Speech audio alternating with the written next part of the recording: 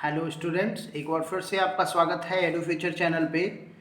हम लोग क्लास 8 के टॉपिक का फ्रिक्शन जो टॉपिक मैंने स्टार्ट किया था फिजिक्स का, उसी टॉपिक को मैं आगे बढ़ा रहा हूँ। और आज हम लोग बात करने जा रहे हैं कि हम लोग वो कौन कौन सा तरीका अपनाएंगे जिसकी वजह से हम फ्रिक्शन को बढ़ा सकते हैं, घटा सकते हैं। आज हम लोग इस वीडियो में इसी सारी चीज़ों के बारे में बात करेंगे। और आई थिंक ये वीडियो सबसे लास्ट वीडियो होगा आपके इस चैप्टर का, फ्रिक्शन के चैप्टर का।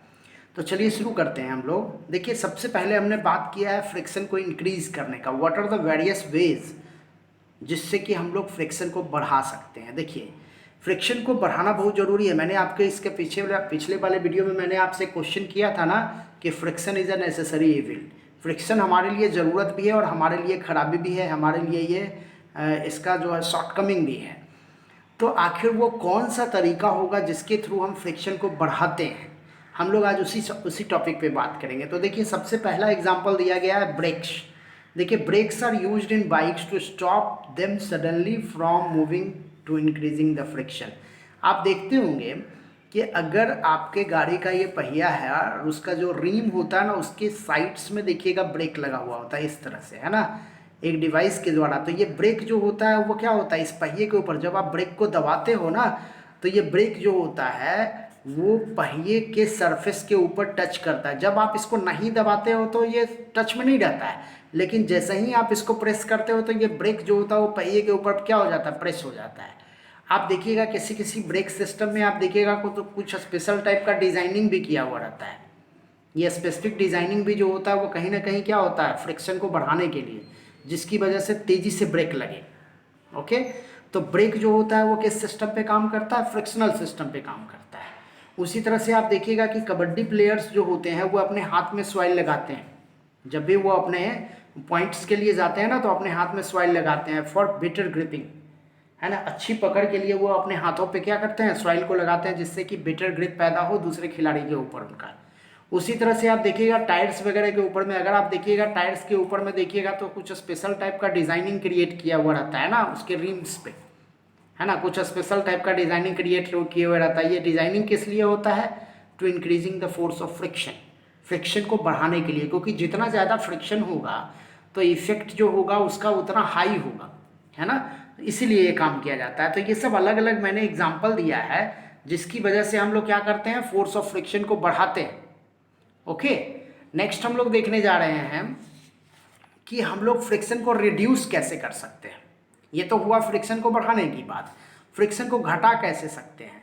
अच्छा, फ्रिक्शन को घटाना इसलिए ज़रूरी है क्योंकि एक ऑब्जेक्ट जब दूसरे ऑब्जेक्ट के ऊपर मूव करता है तो उनके बीच में क्या होता है, फ्रिक्शन की वजह से हीटिंग इफेक्ट पैदा हो सकता है ना, बियर एंड टीयर भी पैदा करता है ये फ्रिक्शन हमको।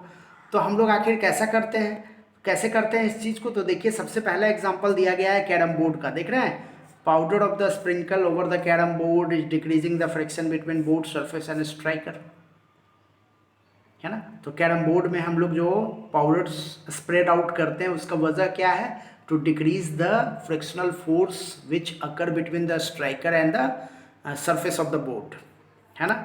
उसी तरह से देखिए, ग्रीज का इस्तेमाल किया जाता है। आप अपने साइकिल के पहिए में देखिएगा कि पहिए का जो मूवमेंट जहाँ से होता है वहाँ आप ग्रीज डालते हो, है ना। पंखे में आप देखिएगा डाला जाता है, पंखे में ऑयल डाला जाता है ना। बहुत सारे मशीन्स जो होते हैं उसमें ऑयल्स का इस्तेमाल किया जाता है to reduce the friction, friction को कम करने के लिए ऐसा करते हैं जिससे उसकी एफिशिएंसी बढ़ जाए, उसकी वर्किंग एफिशिएंसी हाई हो जाए। वही है, देखिए, oils are hinges into door, है ना।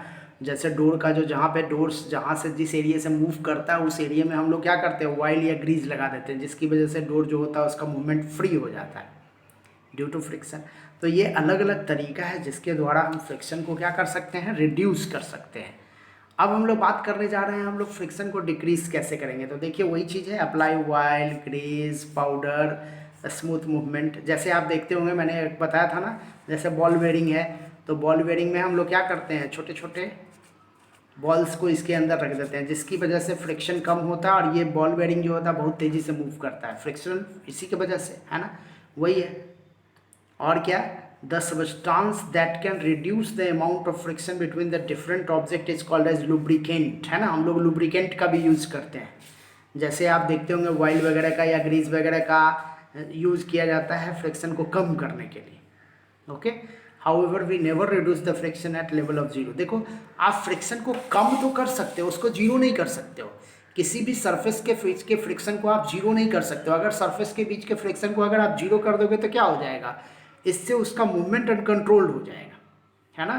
तो ये पॉसिबल नहीं है कि आप फ्रिक्शन को जीरो कर दो, आप रिड्यूस कर सकते हो इसको। ओके, चलिए आगे बढ़ते हैं हम लोग। अब हम लोग बात करते हैं कि व्हील का फ्रिक्शन को कैसे रिड्यूस करता है ना। व्हील जो है अपने फ्रिक्शन को कैसे रिड्यूस करता है। तो आपको याद होगा व्हील का मैंने एग्जांपल दिया था कि व्हील जो होता है वो कैसा फ्रिक्शन करता है, रोलिंग फ्रिक्शन करता है ना।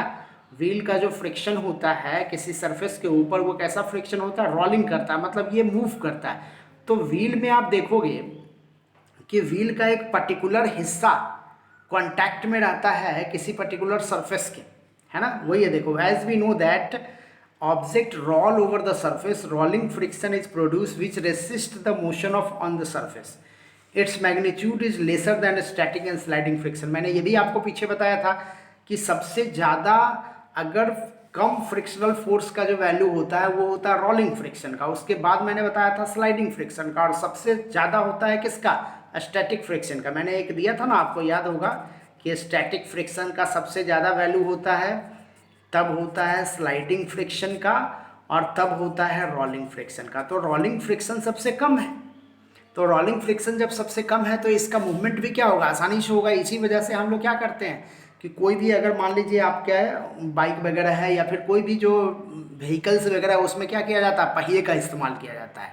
पहिया जो होता है उसमें क्या होता है, फ्रिक्शन बहुत कम लगता है और आसानी से ऑब्जेक्ट मूव कर जाता है ना। वही चीज़ है, wheels are circulating object which turns around the centre point. Okay, आगे wheels allow an object to roll over the surface rather than allow them to slide over the surface, है ना। व्हील्स में रोलिंग होता है ना कि उसमें sliding होता है।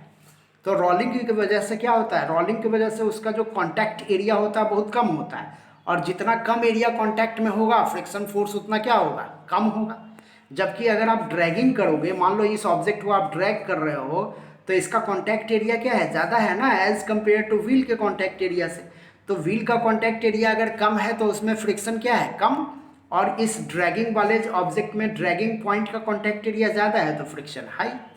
ओके, आगे क्या है, दिस रिजल्ट लेस फ्रिक्शन, इसकी वजह से फ्रिक्शन कम होता है और इजी मूवमेंट होता है। ओके, और क्या, rolling friction is also use at a part of machine और मूविंग कंटिन्यूसली, है ना। रोलिंग फ्रिक्शन का यूज हम लोग मशीन्स वगैरह में भी करते हैं, जिसकी वजह से मशीन्स जो होता है वो आसानी से मूव करता है। ओके, आगे बढ़ जाते हैं हम लोग। अब हम लोग लास्ट टॉपिक देखने जा रहे हैं, वो है फ्लूइड फ्रिक्शन। देखो फ्लूइड फ्रिक्शन, इसके पहले भी मैंने आपको बताया था कि कोई भी फ्लूइड जो होता है वो भी अपने सरफेस के द्वारा उस ऑब्जेक्ट पे फ्रिक्शन पैदा करता है जो ऑब्जेक्ट उस फ्लूइड के अंदर मूव करता है ना। वही है, air, water and other liquid also called fluid, they exert friction force on object travel through them, such friction is called fluid friction, या उसी को ड्रैगिंग फ्रिक्शन भी बोलते हैं। और ये किस चीज़ पे डिपेंड करता है, तो देखिए स्पीड ऑफ ऑब्जेक्ट पे। अगर मान लो एक ऑब्जेक्ट, जैसे अभी मैंने बताया कि मान लो एक जेट प्लेन है और एक जो है वो आपका सिंपल प्लेन है, मान लो एक फाइटर प्लेन है और एक सिंपल प्लेन है, और फाइटर प्लेन और सिंपल प्लेन में अगर हम लोग कंपेयर करें कि किस पे फ्रिक्शन ज़्यादा लगेगा एयर का, तो फाइटर प्लेन में ये ज़्यादा लगेगा क्योंकि फाइटर प्लेन का स्पीड ज़्यादा है। तो जिस प्लेन का स्पीड ज़्यादा है उसके चारों तरफ की हवा भी उतनी ही स्पीड से उससे पास करेगी उसके चारों तरफ से, जिसकी वजह से उसका फ्रिक्शनल फोर्स ज़्यादा होगा।